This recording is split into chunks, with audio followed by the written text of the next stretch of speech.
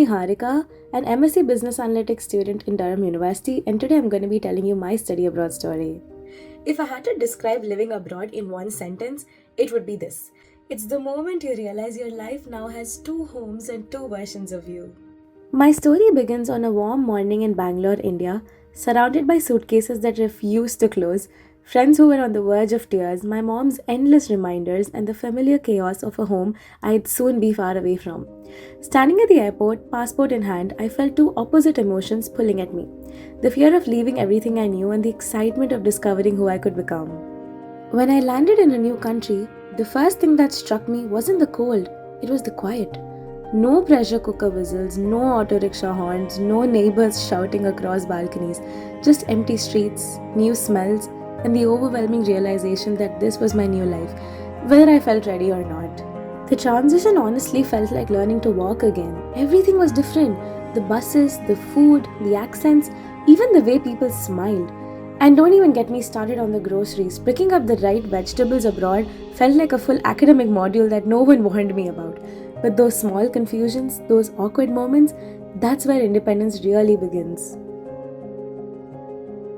My first week at university felt like being reborn as a student, but in a world 10 times bigger. The classrooms were different, the teaching style was different, and suddenly the responsibility of learning was in my hands. Slowly, my routine took shape. Cooking in the morning, which was much harder than I expected, then lectures throughout the day, and if I had the energy, a bit of socialization or non academic commitments in the evening. And of course, the late night studying that every student abroad eventually gets used to.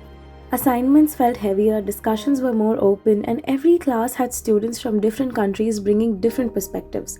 Some days I felt incredibly smart, other days I felt completely lost. And strangely, both were equally important in shaping me. But somewhere in between the deadlines, the early classes, and the microwave experiments that I called cooking, I found myself changing, becoming more confident, more capable, more me. Before moving abroad, I thought making friends would be the hardest part.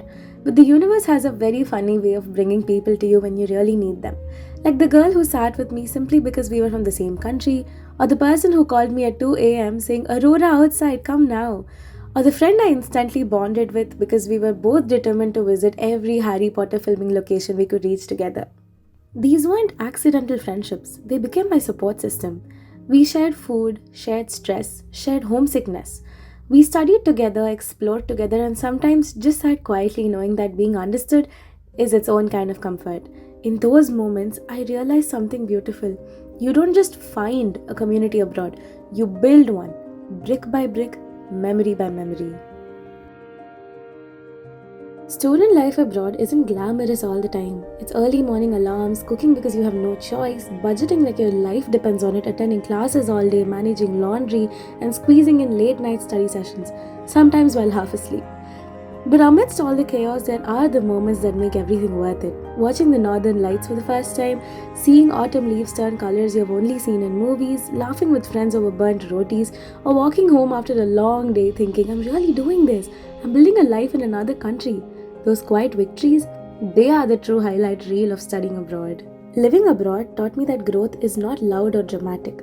It's slow, subtle, and often invisible until the day you look back and realize you've changed in the best possible ways. You learn to trust yourself, you learn resilience, you learn what home really means, and you learn that the world is much larger and kinder than the bubble you grew up in. If someone asked me whether this journey is hard, I'd say yes. But if someone asked me whether it's worth it, I'd say absolutely yes, every single day.